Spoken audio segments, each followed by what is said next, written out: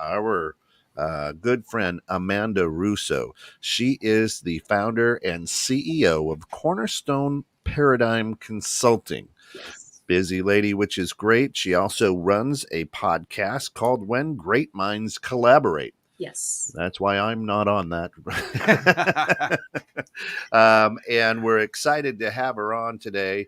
And we're going to be talking about paradigms and maybe some supply chains and operations. I mean, who knows? Let's have a little fun with it. Yeah.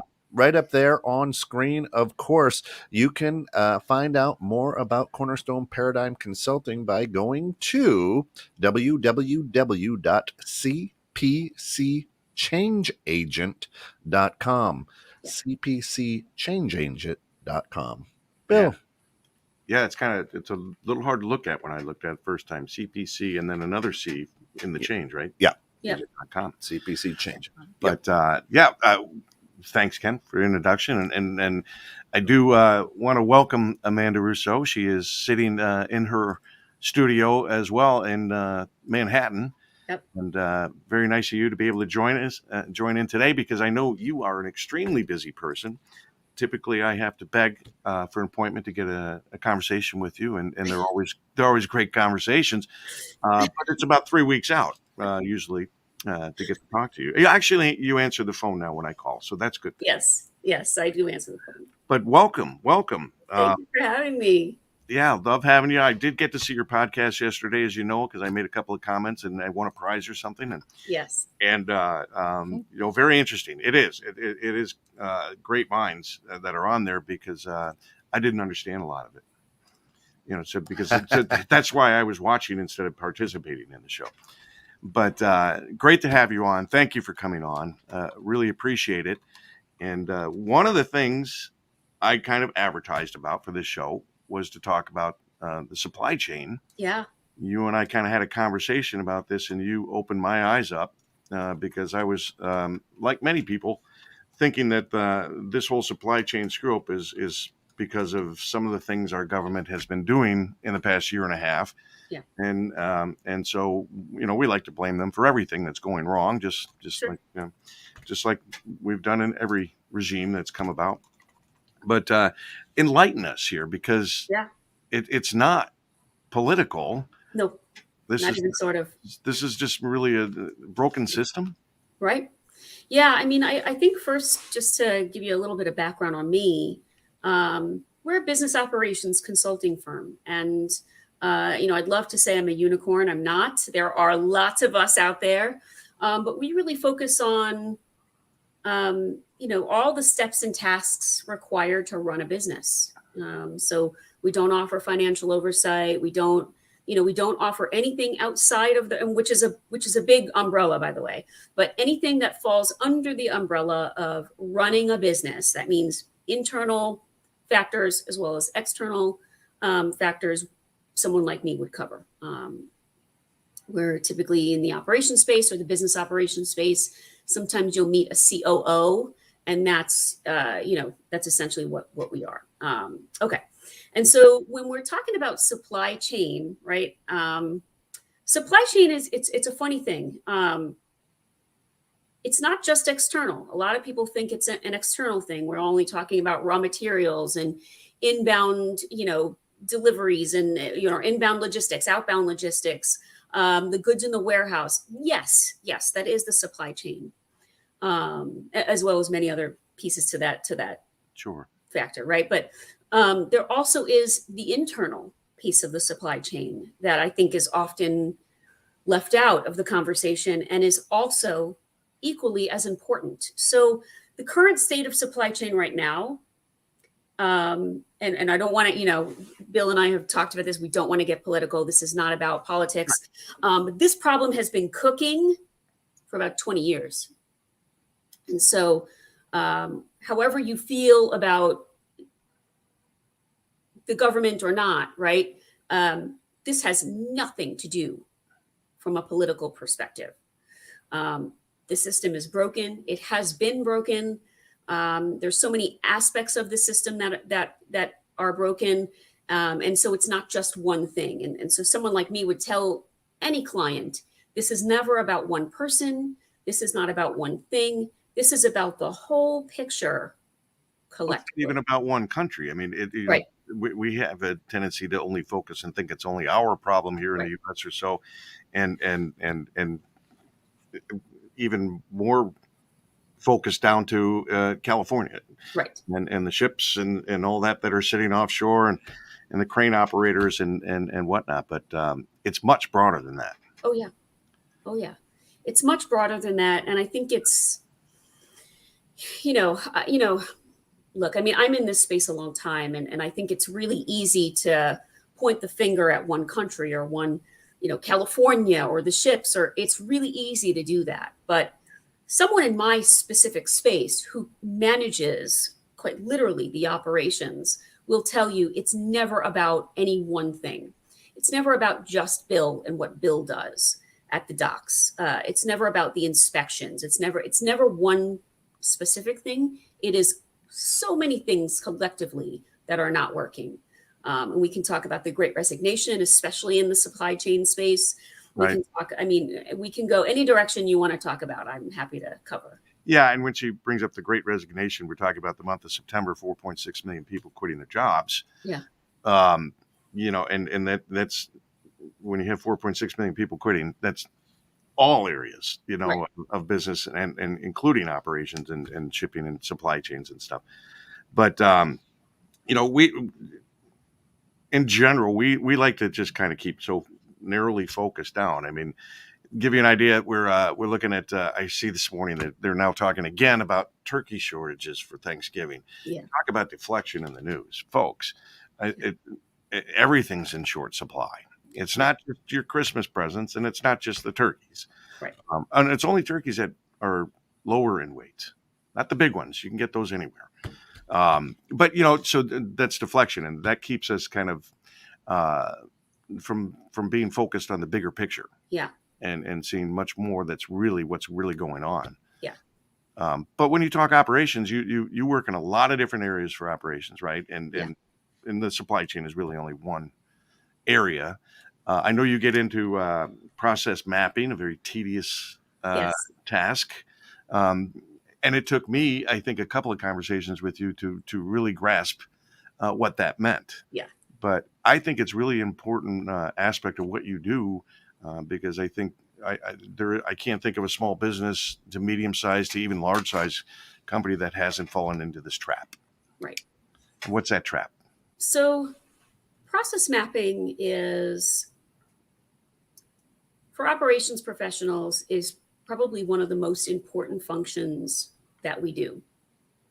Process mapping, at a really high level, it is a way for us to document accurately all of the steps and tasks one must take in order for them to do their job, right? In order for them to get product or service from A to B, from inception to client, right? And so we use process mapping to fully understand all of the steps and tasks.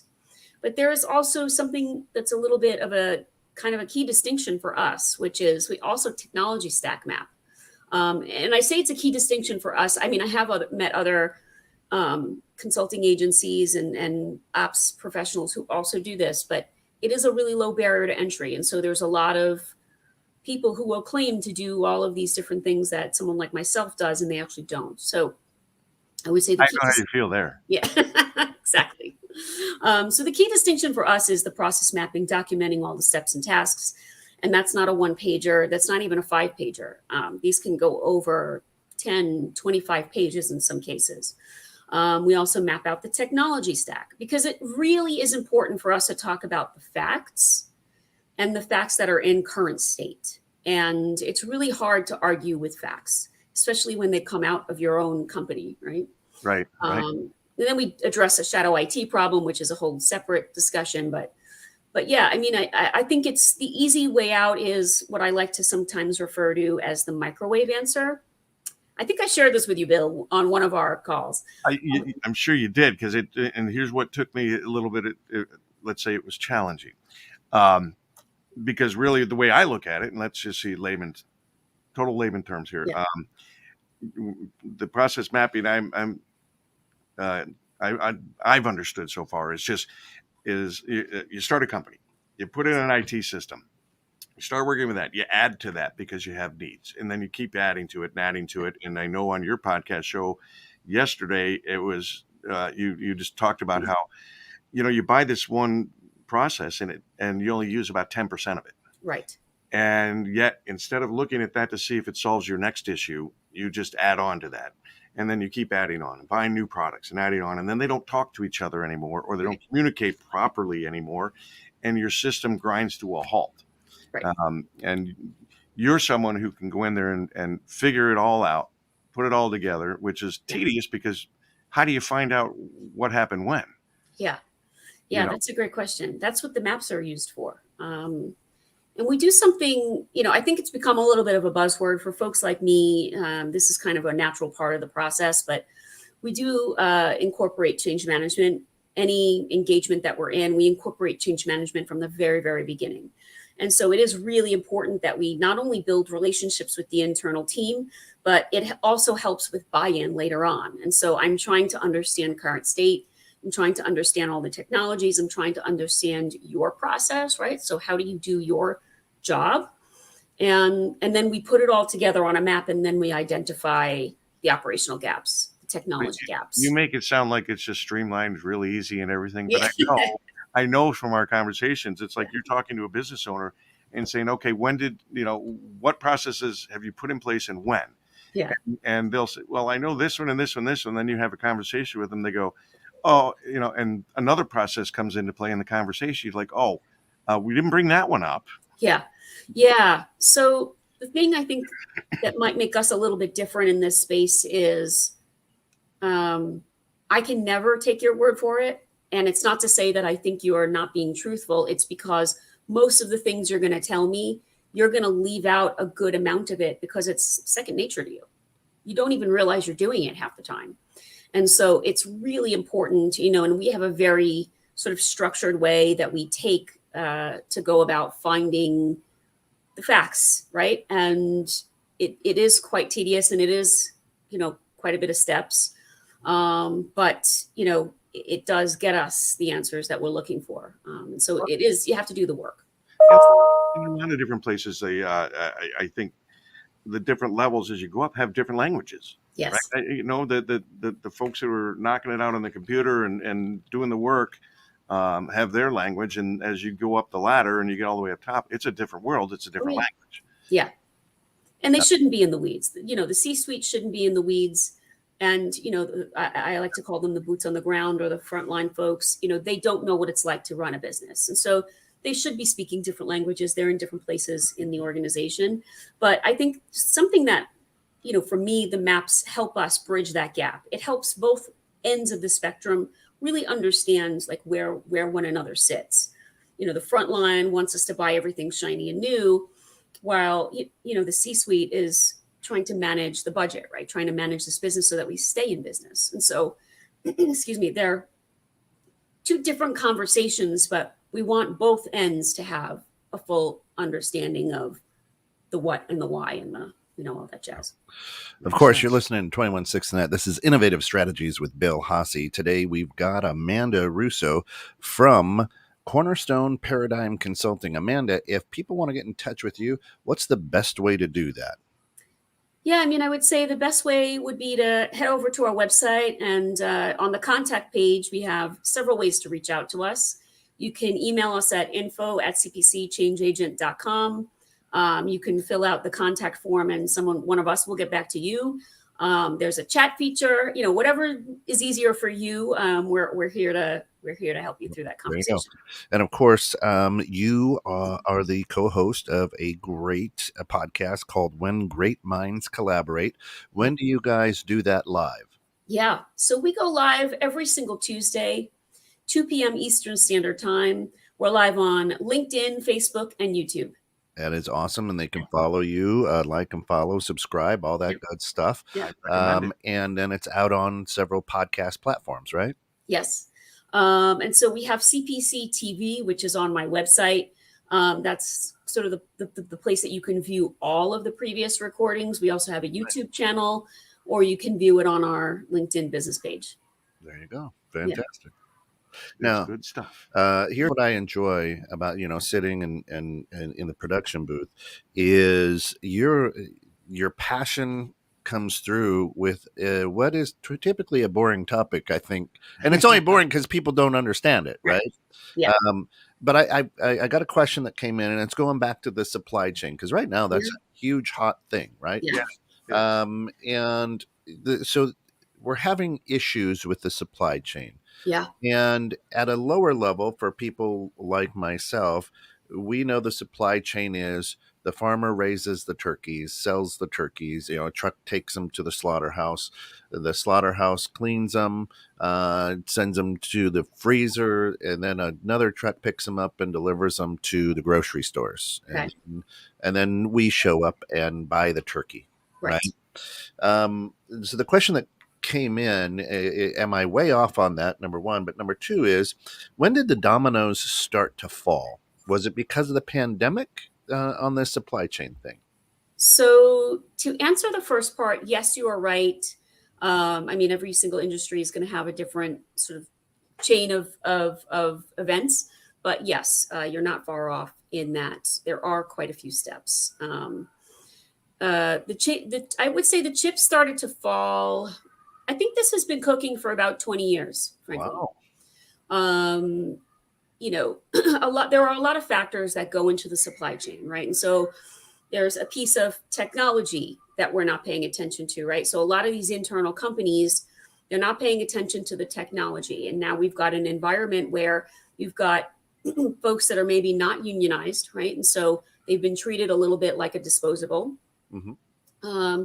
You've got companies that either can't afford or choose not to pay them a fair living wage. And so you've got people working an exorbitant amount of hours to just make ends meet. Okay. Mm-hmm. They're making lots of mistakes, lots of errors because they're exhausted. They're still not making ends meet. We've got, companies who are running massive sales on products to try to, get more transactions and sell more product, which puts it's very taxing on the human beings in some of those warehouses, in some of those slaughterhouses, whatever it is. And so we're not paying attention to buying raw materials at a discount, right? We're not paying attention to the human capital and element of it. We're not paying attention to the technology piece of it. So when errors happen on the human side of things, who does that trickle down to, right? That's the people who are actually doing the work. Right. We have technology to pick up some of that slack. So it's kind of a domino effect. This has been going on for about 20 years. I used to be involved in this world a little bit. I was after the trading pit days, I got into sales of raw food materials, food products, and I would sell like 40,000 pounds of almonds from California to the Middle East, right? And we would ship it over, and that was just the beginning of the process, right? Then it gets to the Middle East, and then they package it, deliver it to stores, and everything, and it goes on and on. And I worked with a gentleman, and in his office, he had big sheets of paper all over the walls because he was handling a lot of Coca-Cola shipping. And so he had somehow gotten into the good graces of those folks, but he was pulling his hair out trying to keep up, and it just had pages all over the walls, all over the place. Yeah. And it's like, how are you going to even, at some point you're going to collapse, Right? Because you just can't handle that. He wasn't using technology as well as he could have, but yeah, so I can easily see how even at every level, people can get overworked and overrun and So I mean, there's also I'm an ops person, so I'm always thinking, 10 steps ahead, right? And so we've got all these sheets of paper on the wall, and no one thought about flood, fire, accidental, or natural disaster, right? So a tornado comes through because that's a real thing, or a hurricane, or we'd have had trucks going all over the place, right? And so it's going where they're going. Yeah. We have to really think about what we're doing and how we're running businesses today, because the world that we live in today is like never before, and on every level. And if we don't plan on changing the way that we do things, frankly, the way that we run businesses, I I don't see this getting any easier. Right. So if it took 20 years to get to this point, my question for you would be, is it going to take 20 years to dig out of this point? I don't think so. I think a lot of the major companies, the Fortune 500s, the Fortune 100s, and even lower, the middle market, the $150 million companies, they recognize, maybe not as quickly as we'd like them to, but they recognize this is an enormous problem and it is no longer sustainable. What to do and how to solve it is, the question of the hour. They're now just getting a little bit more comfortable contacting someone like me and, saying like, what do we do? How do we fix this? So I agree with you. Everything we've changed. We're going through what I think is the technological revolution, right? Yeah. And our generations have not been through a revolution. We had the industrial one. I know you think I'm old, but I'm not that old, Ken. Yeah. We're not going through that. But, I call it the technological revolution. I thought you said Reformation. Yeah.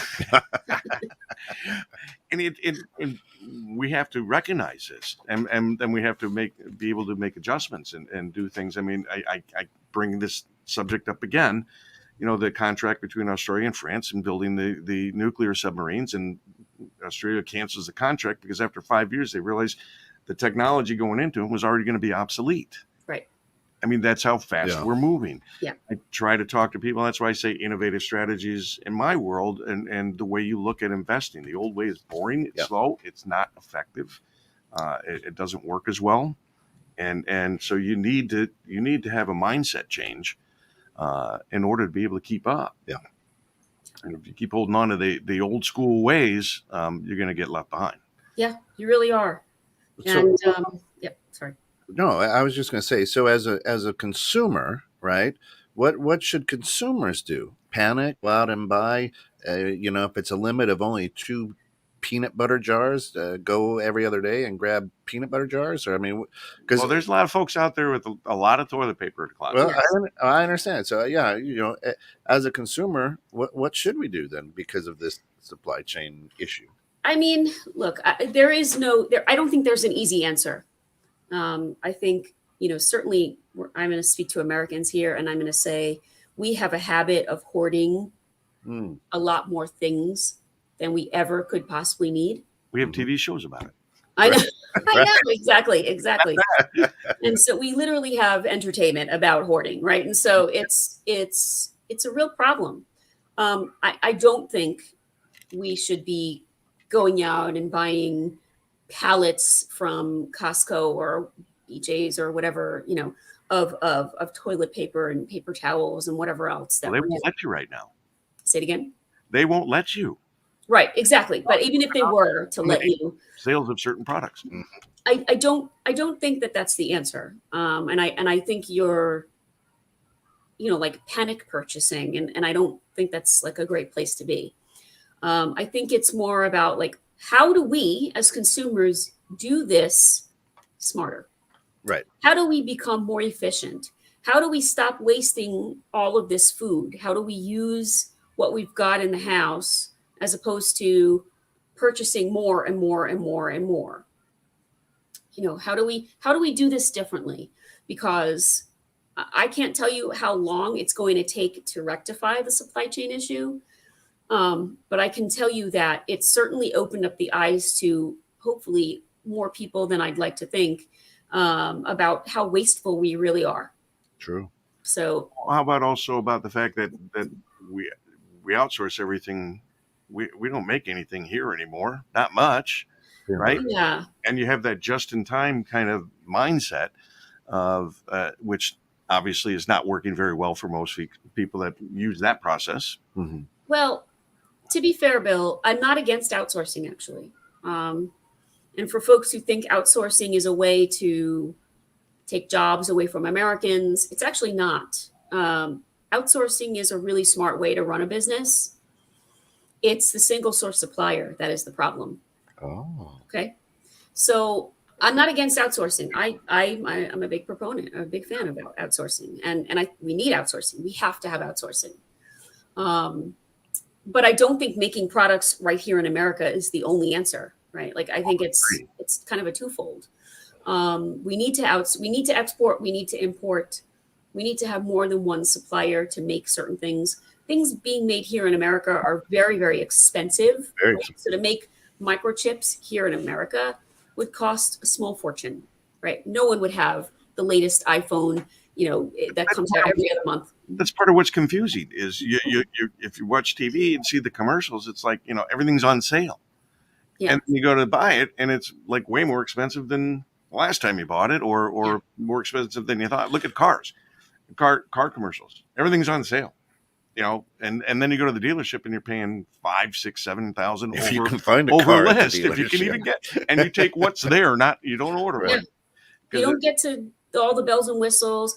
Well, the thing so we know that people are driven by sale, right? We know that people, when they feel like they're getting a deal, like the dollar store phenomenon is the biggest, I don't want to say scam, but it's the biggest misconception we have here in the States, right? Like well marketed, very well marketed, but like the dollar store is set up deliberately to get you in there to spend money and things. I actually did a grand opening of a dollar store because I'm on a chamber board, and it was funny because they said, go ahead and shop, and I go, well, I can come back and everything. I go, no, today's the only day everything's $1. Yeah, at the dollar store. Exactly. Everything goes up after today. Yeah. Right. So, as Bill, you said, hey, we need to make it in America. Well, that's kind of again back to that industrial era thinking, right? As a silver fox, I'm talking balance, right? But that's where the paradigm has to kind of shift, and that's what Amanda does. So Amanda, as you're working with these companies, and God bless you, because I own a company as well, very stubborn, you're not going to come in and tell me that my thinking is wrong on my baby. Well, you don't call babies ugly, right? Well, I do. But how do you get some guy like Bill, a great silver fox, very, very talented at what he does, to understand that he has to shift that thinking, or you have to kind of have that paradigm movement from, let's not just look at one source, man, but I got a great value going to that one source for my product. Yeah. So, I'm gonna give you my signature move here. I'm gonna ask you, how much is this costing you? Okay, so let's each year bill for your widgets, it's costing a few $100,000. Let's say 500,000. Okay. And what if I told you that you have a single source supplier, you're spending $500,000 a year on this widget? Fantastic. Now a pandemic hits, and the ship that brings over your product is stuck in the Suez Canal. What are you going to do now? Well, that's a big if. That's a huge hypothetical. So, yeah. So then you would say, well, I'll find someone locally. But locally, that takes a long time to set up. Sure. And not only does that take a long time to set up, but you're in a pinch. So guess who's going to be paying more for that? Right. And if you've pre-sold that item, right, because you're running all these sales, you're trying to get people in the door to buy, you're going to take a hit, which means your bottom line is going to take a hit. And so inefficiencies are really, really expensive. Wow. So we talked about this yesterday too. Yeah. As I asked the question, we know most people are reactive. Yeah. Right. And most business owners and people in general we're reactive instead of being proactive. Yeah. I know this very, very well in my world. And people don't typically reach out to somebody like me until they're in their mid to late 50s. And it's all of a sudden a panic because they're going to retire, or they're forcing to be retired. Yeah. But it's true in all types of industries and especially business owners. But you had mentioned something about, because I said, do you have ideas on being proactive versus reactive? Because typically we don't act until there's an issue or a concern or a problem. Right. So I think one of the strategies, if you're really a business that is looking to be proactive and not get yourself too deep, in it, I would say, yes, we do have ebooks, but I would say, you know, don't let it go on too long, right? Like if your team is telling you this is not working, you're seeing that they're pulling, really long hours, that they keep hitting a wall, something keeps happening, that's a great time to call someone like me and say, can you tell us what's wrong and what we can do differently? And of course, you work with people all around the globe. CPC, Yeah. if you go out to www.cpcchangeagent.com, for all of our hundreds of thousands of listeners here, Bill, they can reach out at you're worldwide. What your company does, Yes. it's not just dedicated to the United States or North America. If you own a business in Malaysia, then you need to Sure. kind of work with these change agents. And Yeah. one thing I really love about you, man, is you said you like to get real. Yes. And, and I believe in that. I mean, let's just be real. Let's talk about what the problem and the issue is, and then we can come up with the solutions more quickly instead of a salesy, pitchy kind of thing and just saying, "Oh, I know what's wrong," walking in the door, and I know how to fix it. And here's what it's going to cost. Right. Yeah, we don't give the microwave answer. You might say, I need an accounting system. And then, you'll ask someone who knows computers or what have you, and they'll give you an answer. Yeah. Well, that's what I call the microwave answer. And frankly, that is the wrong approach to doing anything. Anyone who's going to give you that answer, even high level, even with good intention, is giving you a good guess. And I say that respectfully because they don't know your business. They don't know your shadow IT. They don't know what your team is currently doing. They don't even know the functionality that you need today and the functionality that you're going to need 2 years from now. Yeah, I'm sitting over here giggling because you're like speaking to the soul of so many business owners today. Yeah. I mean, a lot of business owners, that big, small, whatever, struggled in 2020. How do I keep my employees safe and healthy? How do I survive? And now they're scratching their head going, man, what I've known for the last whatever years doesn't make sense anymore. Right. I think this is a great way for them to get this information and knowledge, because a lot of business owners don't really accept it coming straight face to face, right? I mean, you deal with a lot of egos, Oof. and again, we're getting back to that. Don't call my baby ugly. That's right. But at the same time, babies have issues too, right? You got to solve those. And that's the idea of the show, Innovative Strategies, right, Bill? So the idea is, guess what? Get a little creative, reach out to Amanda and her team, and look at some different strategies here. It is what this show is all about. Yeah. It is, how does money work? How does it affect you? Financial literacy, and all different aspects in different areas. And people need to understand that, nobody goes through schooling years to learn how to start a business and run it up to $1 billion plus business operation, right? Right. You get taught that in school. So as you go along the steps and you run into issues or concerns, seek out the professional people that's what they do. Yeah. Because a business owner can only wear so many hats. Right. And the more hats you wear, that means the less experienced and knowledgeable you are about each one. Right.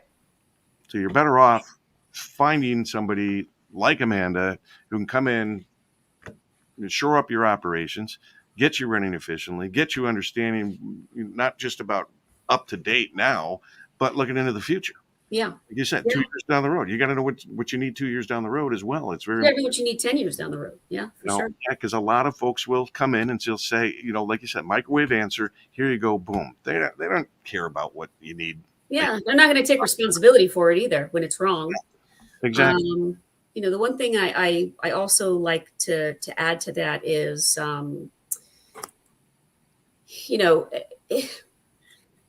working with someone like me is kind of like many other things. If you want to do it right the first time instead of doing it over and over and over again. I kind of view it like how some might view dieting or getting healthy, right? you want to put the time, energy, and effort in the first time instead of having, because, oh, I don't have time. I don't have the time to do that. I don't have the money. I don't have this. But somehow they always seem to have the time, the money, the energy, the effort to do it over and over and over again. It's kind of like, let's stop the hamster wheel.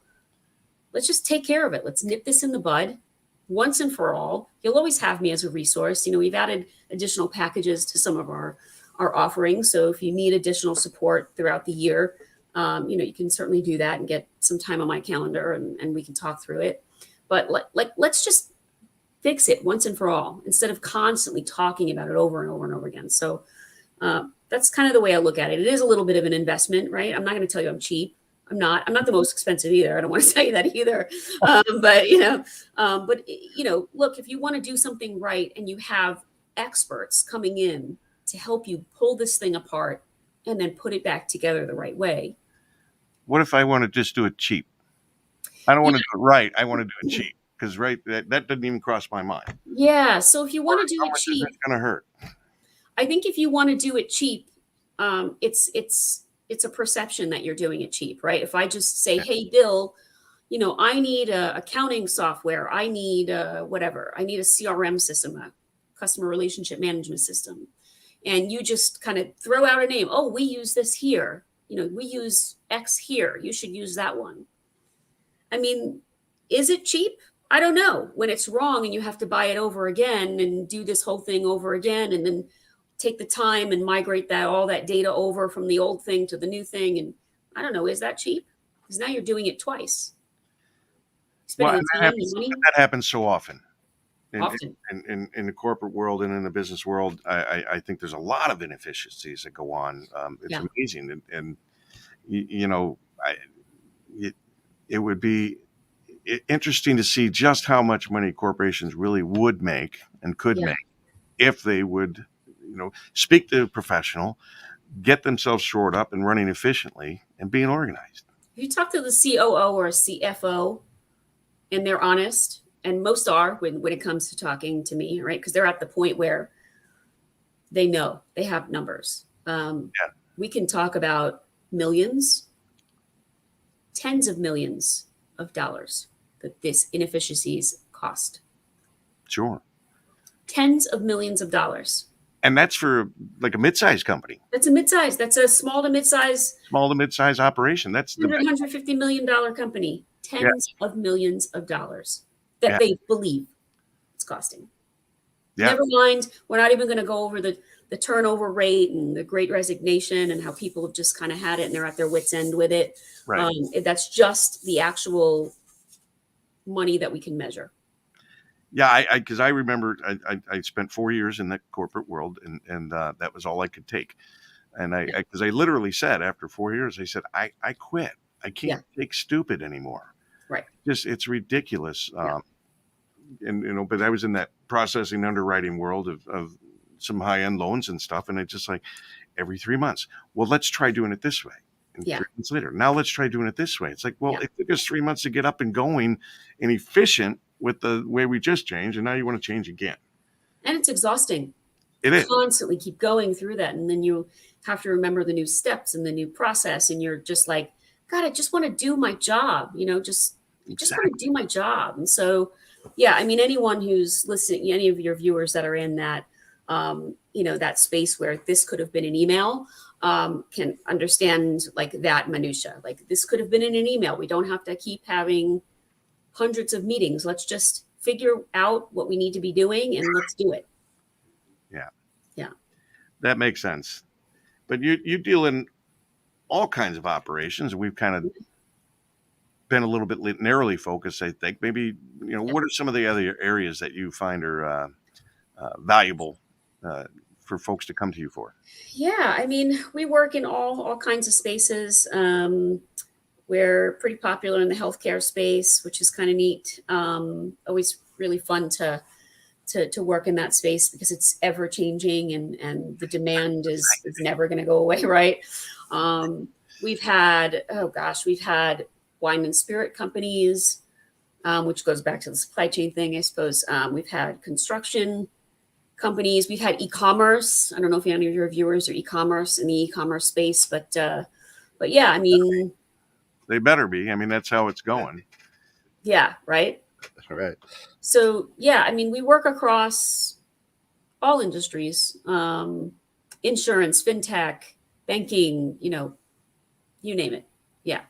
And by the way, for those of you who are saying, no, I really want an industry expert, I just had this discussion yesterday with someone, and the kind of the beautiful part about working with someone like me who is agnostic, and most of us are, by the way, is that you didn't invent your problem. And so I've seen your exact issue, not your exact issue, but I've seen your issue, 25 times over. And so we may take a different approach to fixing it. The call center space, gosh, was so popular in that space. Yeah, I mean, I can easily see that what you do is not so narrowly focused into just one industry, because operations are operations. Right. That not much changes. Like sales is sales. Right. But and of course, if for everybody listening, go check out cpcchangeagent.com. They have this cool piece. It's called CPC TV, which has a lot of all your podcasts and whatnot on there, to just let you know what kind of team this is. So, I mean, you can what we would call creep on them a little bit, right? Check them out, follow them, understand what they do, and you're going to be pleasantly surprised with their expertise and brilliance on how they can take your thought process and your business process to the next level. Well, that's a prerequisite to coming on the show. You have to be brilliant. There you go. And because I'm not. And that's why I'm not. That's you just hear my voice. I want to bring. I hope you're not looking for that from me. I like to bring brilliant people on to help make me look better than I really am. And I appreciate that. Yeah. But I also get to learn so much about areas that I don't spend a lot of time in, and I have my own beliefs in. Yeah. And my beliefs are strung from this 4 years in the corporate world, saying this is just stupid. I can't do this anymore. And apparently I'm not alone. Well, and here's what I want to tell people, which I appreciate about Cornerstone Paradigm Consulting, and we've got Amanda Russo, the founder and CEO. Is your business, your ego is the Truman Show. It's only as big as you can possibly think, right? However, Amanda's on the other side of that bubble going, hey, there's a door over here. Why don't you step through and see the whole world in a different way, right? Yeah. So if you can think about that, is because you can be a very successful business, but it's very limited to what you know and how you've operated in the past, right? Same with your finances. Absolutely. Right. Absolutely. Everybody has a different level of understanding, different level of knowledge, experience. Yeah. Put those things together, and the more I speak with Amanda, the more I learned the knowledge and experience. I'm that literally she has. just scribbling notes over here. Yeah. It's it's folks, you got issues in your business. This is the gal who can solve them. Yeah. Without question. I always like to say, Bill, to anyone who is even thinking about engaging someone like us, or us, maybe not someone like us, just us, right? Is for this kind of engagement, it's not about what you're going to lose, right? You're not going to lose your business. You're not going to lose your livelihood. You're not going to lose the control. It's more about what you're going to gain. Yeah. Okay? And it's about your team being more efficient, yes, but employee engagement is a very real thing. It's about them being happier in their roles, about them being more efficient, being able to serve your customers, right? I love that. Yeah. Yeah, I love that, because more often than not, I think we tend to look at things like, what am I going to lose? Yeah. Or how much am I losing? And you ask a business owner what keeps you awake at night. Yeah. And it isn't what can I gain by doing this? It's what am I losing? Yeah. What do I don't know that I'm losing? Right. I think it was said well on your show yesterday. A business owner doesn't know what he doesn't know. Right. Exactly. And it's, and if you don't know where to even go to find those answers, I'm a good resource for things like that. I will tell you, we're not IT, right? I'm not going to configure your servers. I'm not doing that, right? I'm not going to, or routers rather. I'm not going to do that. I can bring resources in to do that, but we have to talk about what the problem is first. And then I can kind of connect you and guide you as to who can help you with that. And we have a really impartial approach. It's not, I don't have my favorites. I don't have, you need financial advice. You should only use Bill because I'm going to get some kind of kickback. We're really impartial. The client is. I didn't promise a kickback. Yeah. No, I mean, but like the point I'm making is we always have the client's best interests at heart. Is no, I have no, other way of kind of viewing it. Yeah. That's awesome. Yeah. Yeah. No, it's. And I'm showing on screen right now. Again, just go to cpcchangeagent.com. Just so much information there to help. I mean, they've got blogs, they've got podcasts, case studies, ebooks. I mean, it's amazing the passion that is put into this business to help other businesses succeed. You've got a gal, Italian from New York. She's passionate. That's it. Absolutely. But the interesting hard part is how many people actually don't research, don't know. It's like, okay, I got a problem, call somebody. It's like, why don't you research, what you need or look out for what you need? Google's a really cool thing that I can't tell you how many times a day I might have to tell somebody, hey, Google it. Right. I've told that to family members, well, why don't you look it up and Google it? Yeah. No, I mean, why don't you learn more about what you're so concerned about? Yeah. Yeah. I mean, I think a lot of folks, they don't know where to go, what to look for, what it's called. I think that is really, really common. That's not unusual for people to just frankly not know what it's called. And so I'm trying to do a better job of, connecting with folks like yourself and talking about it. Mm-hmm. Yeah. We solve business issues. And so if something doesn't seem right or something's not working right in the business, we're the people to call. And if I can't help you, I'll be very very, very candid with you. I'll say, look, I'm not the right partner for you, but here's someone who might be, or, I'll try to guide you in the right direction. But I think a large problem is a lot of people play one on TV, and it's very different to hire and find the right professional because there's so many people out there that claim to do this. Oh, absolutely. And there's all different levels of efficiency in what those people can do. And I run into this all the time. That's why I tell people when you run into a financial advisor and they say they're holistic, I said the first question should be, do they start with a W or an H in that word? Right. Because they'll look at you like a deer staring in the headlights because they don't even know what it means. They're just told to say that. Right.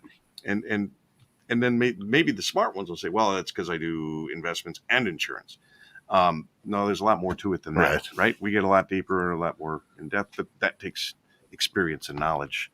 And how do you find those people? But I think, Bill, it's also a misconception with what you do, that people believe they don't need someone like you.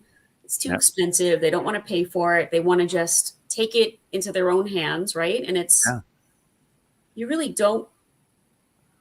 Even if you use Google in this case, right? Or even in my case, even if you use Google is only going to provide you so much. Mm-hmm. But someone like yourself is really going to set someone up to make really smart, solid decisions about their money today, and then what it'll look like 10 years or 15 years from now. So it's right.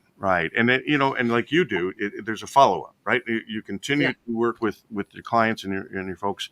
You don't just come in, fix a problem, and run away. It's not a one and done. Because stuff happens. Life happens. As you say in my world, life happens. So we stay in touch. We converse once a year or more.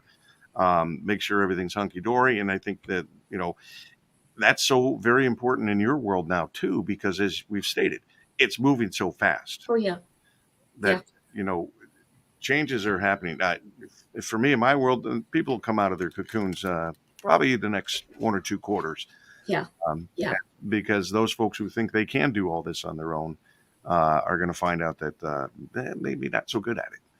Yeah. I mean, and I think they're going to find themselves losing a lot of money that they didn't necessarily need to lose, or maybe not even making, maybe they're not losing anything, but they're not letting their money work for them, and it's kind of like, common. Gosh, why? It's Well, just sitting there. Well, it made it so we made it so easy. We got rid of pensions, and so we got rid of the one of the two economic powers. Got rid of the insurance protective side of the money, and we just put everybody into the high risk side and put them in 401ks, and they go, I don't know what to do. Yeah, I'll just take the first three choices, right? Which are typically the first three choices because they're the most three expensive choices you can have.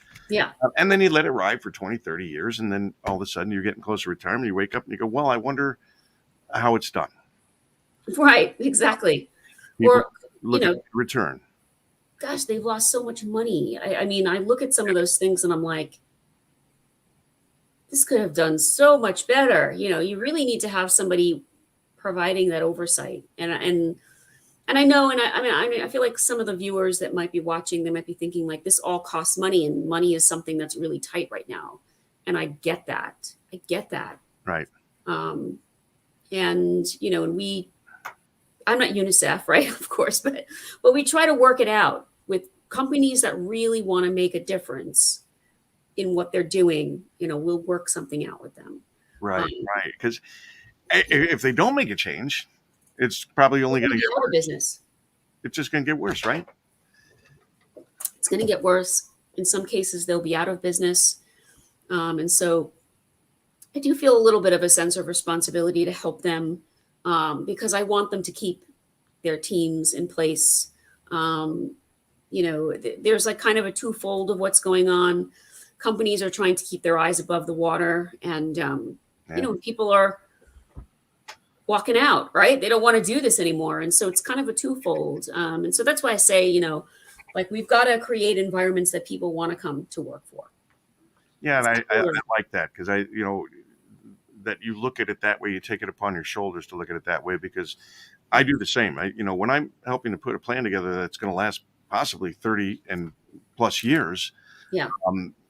Boy, you don't get a lot of chances to do it right. Yeah. Right. But you do have to at least get something in play and a plan in place and everything, and make your adjustments as you go along. But it can be a heavy burden if you look at the overall, here's your 30-year plan. Good luck. Have a nice. Right. Yeah. I mean, it's never a one and done. I would say even for the companies that feel, individually financially struggling or, from a business perspective, just struggling. I offer the initial consultation is free.